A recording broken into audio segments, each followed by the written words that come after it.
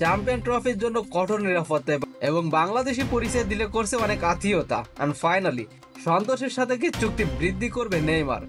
প্রায় 3 দশক পর কোনো আইসিসি ইভেন্ট আয়োজন করছে পাকিস্তান। সে কারণে দেশটিতে কঠোর নিরাপত্তা জোরদার করা হয়েছে। ইসলামাবাদ সহ দেশের অন্যান্য শহর, এমনকি সাংবাদিকদেরও দিচ্ছে কঠোর নিরাপত্তা। ডিবিসি বাংলার এক সাংবাদিক জানায়, ইসলামাবাদে নেই কোনো যানজট। দেশটির শহর খুবই সুন্দরভাবে সাজানো, বিশেষ করে রাস্তাঘাট খুবই উন্নত। প্রতিটি স্থানে আছে পুলিশি টহল। বাংলাদেশি পরিচয় দিলে প্রশাসন বা লোকাল লোকজন করছে বিশেষ কদর। তিনি আরো বলেন, আপাতত দৃষ্টিতে পাকিস্তান সম্পর্কে আমরা যা শুনি বাস্তবে তা ভিন্ন। পাকিস্তান এখনো পর্যন্ত তেমন কিছু দেখেনি। খুবই সুন্দর এবং মনোমুগ্ধকর একটা পরিবেশ, এবং প্লেয়ারদের হোটেল সহ প্রত্যেকটা স্থানে কড়া নিরাপত্তার ব্যবস্থা করেছে পাকিস্তান সরকার।